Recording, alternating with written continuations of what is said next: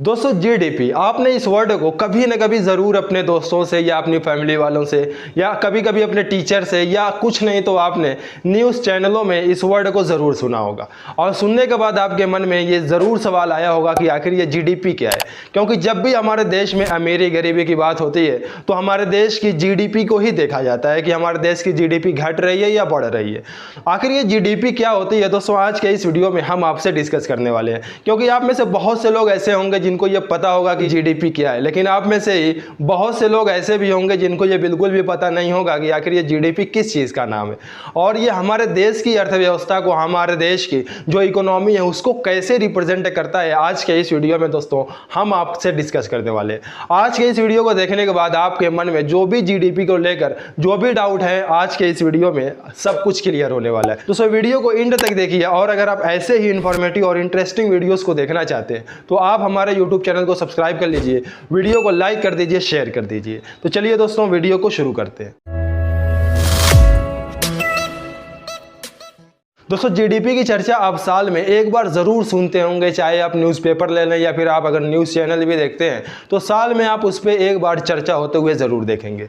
क्योंकि सीएसओ यानी central statistics office साल में एक बार जीडीपी की सालाना रिपोर्ट सामने लाता है। दोस्तों बात करते हैं कि आखिर जीडीपी है क्या। तो जीडीपी यानी ग्रॉस डोमेस्टिक प्रोडक्ट यानी सकल घरेलू उत्पाद, यानी किसी एक फिक्स साल में हमारे देश में जो भी चीज़ें पैदा होती हैं, जो भी सामान हमारे देश में बनता है उसको और हमारे देश की जो भी सेवाएं हमारे देश द्वारा दी जाती हैं, हमारे देश के नागरिकों द्वारा दी जाती हैं, उसको अगर एक जोड़ के एक मार्केट वैल्यू बना दी जाए तो वही होती है हमारे देश की जीडीपी।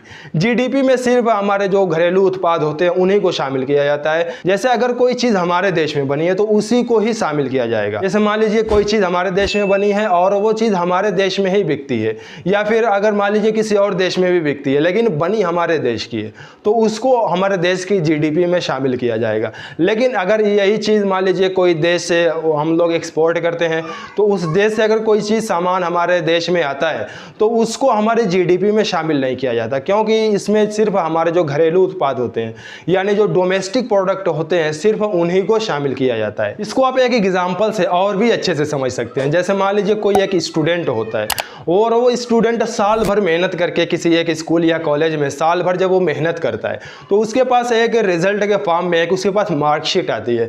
उस मार्कशीट को देखकर पता लगता है कि आखिर वो स्टूडेंट साल में कैसा परफॉर्म किया, कौन से सब्जेक्ट में उसका ज़्यादा परफॉर्मेंस अच्छा है, कौन से सब्जेक्ट में उसका परफॉर्मेंस सही नहीं है। उस मार्कशीट को देखकर आप पता लगा सकते हैं। बिल्कुल इसी तरह से जो हमारे देश की जीडीपी है, सालाना रिपोर्ट जो पेश करती है सीएसओ, उसको आप देखकर पता लगा सकते हैं कि किस सेक्टर में हमारे देश ने और भी ज़्यादा तरक्की की और किस सेक्टर में गिरावट आई है। आप जीडीपी को देखकर उसका अंदाज़ा लगा सकते हैं, क्योंकि ये सालाना रिपोर्ट सीएसओ जारी करता है तो आप वहां से, आप वेबसाइट होती है, आप वहां से चेक कर सकते हैं। और जीडीपी को अर्थव्यवस्था जो हमारे देश की इकोनॉमी है उसका एक इंडिकेटर भी माना जाता है कि अगर हमारे देश की अर्थव्यवस्था अच्छी रहेगी तो हमारे देश की जो जीडीपी है वो ज़्यादा रहेगी, उसकी वैल्यू प्लस में चलेगी। लेकिन अगर यही हमारे देश की अगर जीडीपी खराब रहती है तो हमारे देश की जीडीपी खराब होने की वजह से जो जीडीपी की वैल्यू है वो कम होती जाएगी, वो चीज़ माइनस में आ जाएगी। यानी हमारे देश में गरीबी और भी ज़्यादा बढ़ती जाएगी, लोगों के पास पैसे कम हो जाएंगे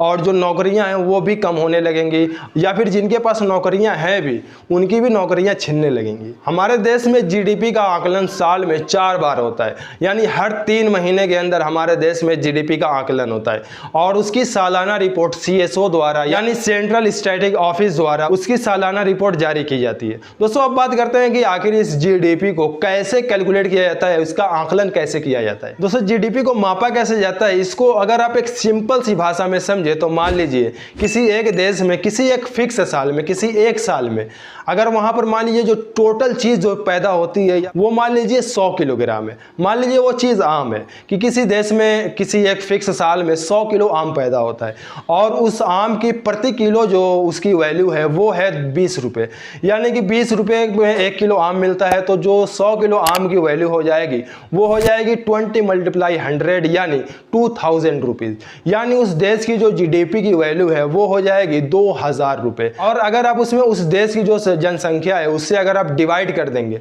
तो हर एक आदमी पर जो जीडीपी की वैल्यू आ जाएगी वो आपके सामने होगी। तो ये तो हुई एक सिंपल सी भाषा, लेकिन जीडीपी को नापने का पैमाना कुछ और है। इसका एक फार्मूला अलग से आता है, जिसको अगर आप देखें तो वो है GDP is equal to C + I + G plus bracket में X - M, जहां पर C है कंज्यूमर एक्सपेंडिचर, I है इंडस्ट्रियल इन्वेस्टमेंट, G है गवर्नमेंट एक्सपेंडिचर, X है एक्सपोर्ट और M है इंपोर्ट। और मान लीजिए अगर उस देश में जो कंज्यूमर एक्सपेंडिचर है वो 100 रुपीज़ है और जो इंडस्ट्रीज इन्वेस्टमेंट है वो भी 100 रुपीज़ है और गवर्नमेंट एक्सपेंडिचर भी 100 रुपीज़ है और इंपोर्ट एक्सपोर्ट को भी आप 100 रुपीज़ मान लीजिए, तो उस देश की जो जीडीपी होगी उन सब को जोड़ने के बाद आपके सामने 300 रुपीज़ आ जाएगा, यानी उस देश की जो जीडीपी है वो होगी 300 रुपये। और दोस्तों आपकी जानकारी के लिए बता दूं कि हमारे देश में जो जीडीपी नापी जाती है और या फिर जो जीडीपी का जो डेटा इकट्ठा किया जाता है वो 8 सेक्टरों से लिया जाता है।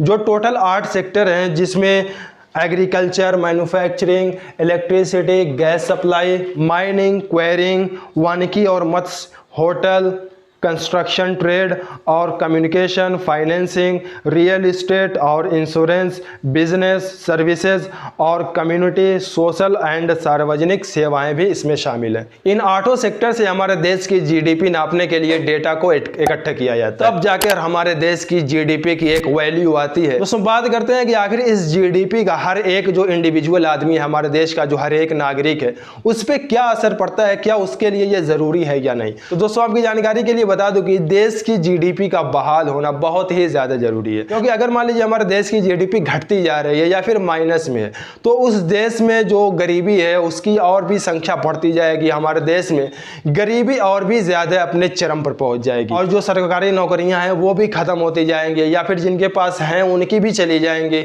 अगर ये जीडीपी माइनस में होती है। तो इसलिए देश की जीडीपी का बहाल होना बहुत ही ज्यादा जरूरी है। दोस्तों उम्मीद है कि अब आप अच्छे से समझ गए होंगे कि आखिर देश की जीडीपी हमारे लिए कितनी ज़्यादा ज़रूरी है और ये जीडीपी आखिर किस चीज़ का नाम है। उम्मीद है दोस्तों अब आप बहुत ही अच्छे से समझ गए होंगे। दोस्तों अगर आपको ये वीडियो पसंद आती है तो वीडियो को लाइक करें, शेयर करें और दोस्तों अगर आप ऐसे ही इन्फॉर्मेटिव और इंटरेस्टिंग वीडियोज़ को देखना चाहते हैं तो आप हमारे यूट्यूब चैनल को सब्सक्राइब करिए। मिलते हैं दोस्तों आपसे नेक्स्ट वीडियो में किसी और इंटरेस्टिंग टॉपिक के साथ।